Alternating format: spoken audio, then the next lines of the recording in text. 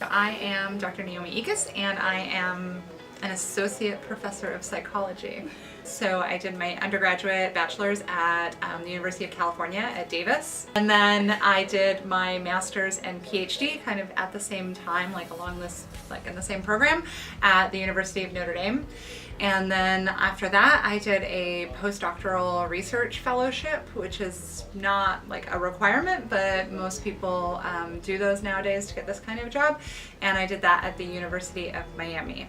So my undergrad was 4 years, my PhD was 4, but usually it takes most people 5 or 6 years. And then my postdoc was 2 years, and some people stay in them for like until they find a job. So my requirements at TCU are to teach. So I teach undergraduates and I teach graduates, graduate level classes, to do research. I was always really interested in autism, so I worked in a research lab as an undergraduate, and it was an autism research lab, and I thought it was kind of cool, but I had no clue what I wanted to do when I grew up, so I just went to Notre Dame. I ended up doing my dissertation on autism, studying families who have kids with autism, and how like having a kid with autism, how it's like really stressful and how it affects the parents' psychological well-being and how it affects their family.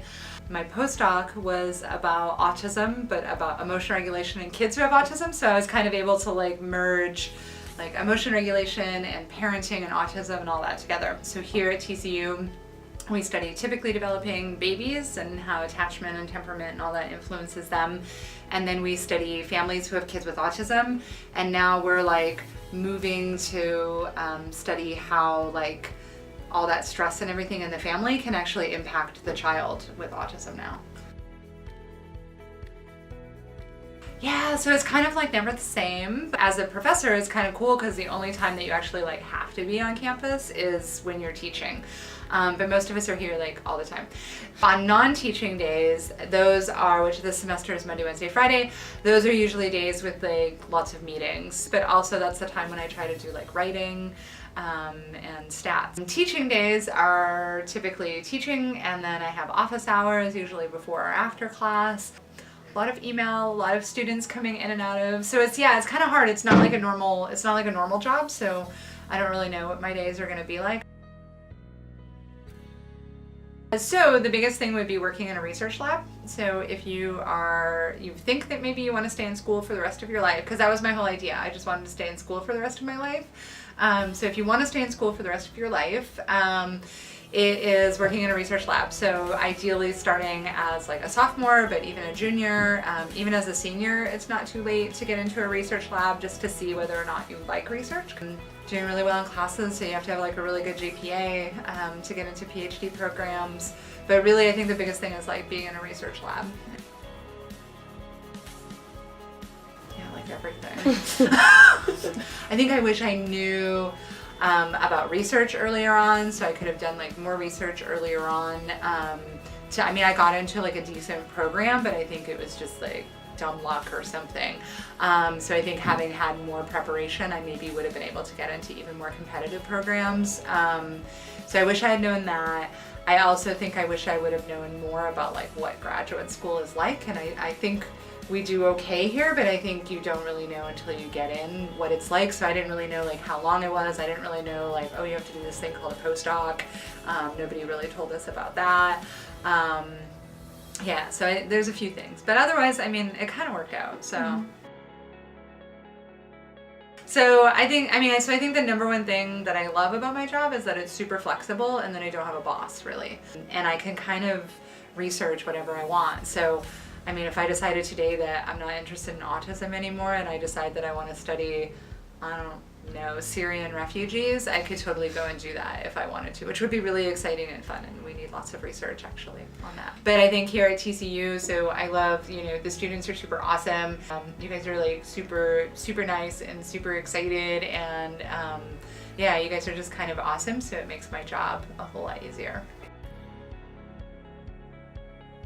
So I think that right there, so the flexibility, right? Because you could literally sit at home for 5 days a week and just do nothing. And so I think you have to be really, really self-motivated because there isn't somebody saying like, why are you not doing X, X, Y, and Z. In my field, we do what's called tenure. So we have what's called tenure, and the first 6 years you're working towards tenure, and you're given these guidelines about what to do, but nobody says like, here's a checklist. It's more like, we expect this, and you have to figure out how to do that.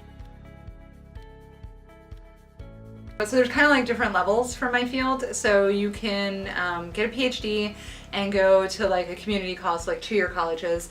Then there's 4-year colleges, kind of like really small liberal arts kinds of places. Then there's places like TCU, which are what we call a research 2 institution, which means like we kind of do research like at a moderate level. And then there's the crazy intensive research places. So like UT Austin would be an example of like a crazy research place.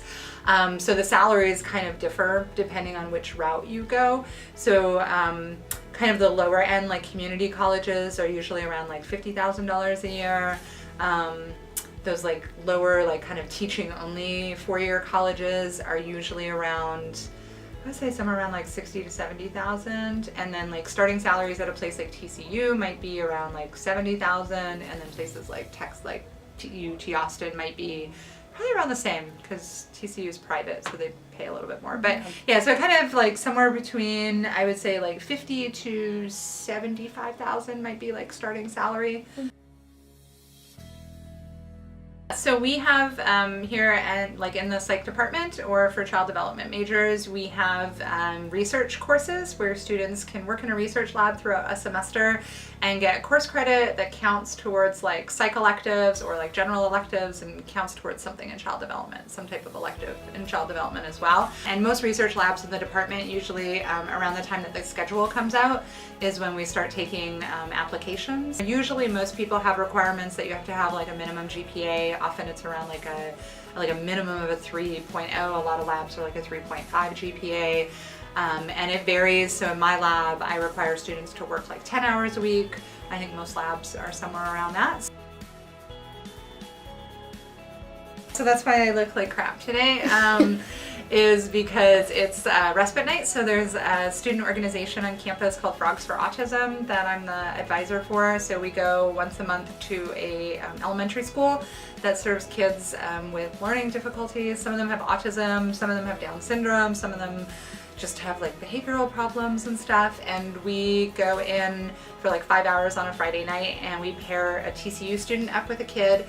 And we call it respite night because it basically gives parents like a break, so they can go out and like not worry about their kids. They can actually drop like all their kids off if they want, so even the kid that doesn't go to the school, and they can go and like, go Christmas shopping, or go on a date with their spouse, or go to the movies, or clean their house. And research shows that these types of activities are associated with like better well-being for parents. So it's just kind of a way to have like a break from raising kids that are often very difficult to raise. And I do recommend that students, if you're interested in like clinical psychology or working with kids that come from that have psychopathology, so if you're interested in like a master's in clinical or counseling or anything like that, that you seek out those types of volunteer activities as well. I think it's really good to get that sort of like real world interaction with those kids.